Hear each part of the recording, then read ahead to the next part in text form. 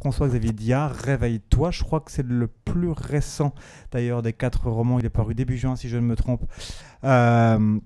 Où il est aussi question d'emprisonnement, où il est aussi question de passé qui revient, de personnes qui ne doit ou ne veut pas dormir.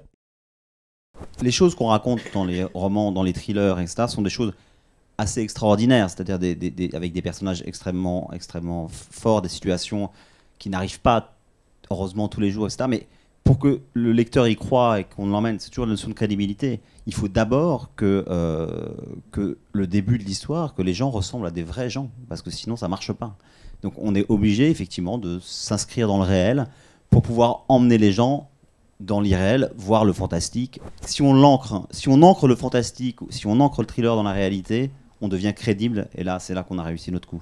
Ce qui m'intéresse, évidemment, les gens qui vivent ces faits divers, comment ils les ressentent et comment eux-mêmes, leur propre réalité va se transformer à cause de ce fait divers. Et ça, c'est extraordinaire. Raconter un fait divers, les journalistes le font, très bien, ou moins bien, ou voilà, mais les juges jugent l'affaire. Mais nous, auteurs, ce qu'on doit faire, c'est expliquer pourquoi ce fait divers va transformer le réel et transformer la vie des gens qui l'ont vécu. Un jour, mon éditrice m'a dit ton personnage peut partir sur la Lune, mais il faut qu'il ait une bonne raison pour le faire.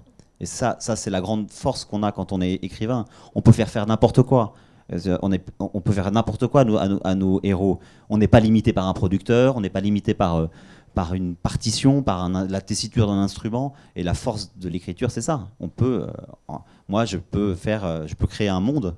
Voilà, et ce que ne peut pas faire forcément un réalisateur de film parce qu'il n'aura pas l'argent pour le faire. Et ça, c'est génial. Et l'autre force de l'écriture, c'est aussi que quand j'écris moi une histoire, chacun d'entre vous, chaque lecteur va aussi coécrire une histoire. Parce que moi, j'ai beau décrire des choses de la manière la plus précise possible, si je demandais à 10 lecteurs de me dessiner ou de dessiner un des personnages ou la maison d'un des personnages, j'aurais 10 maisons différentes. Et ça, c'est génial. Et il n'y a que l'écriture qui peut faire ça.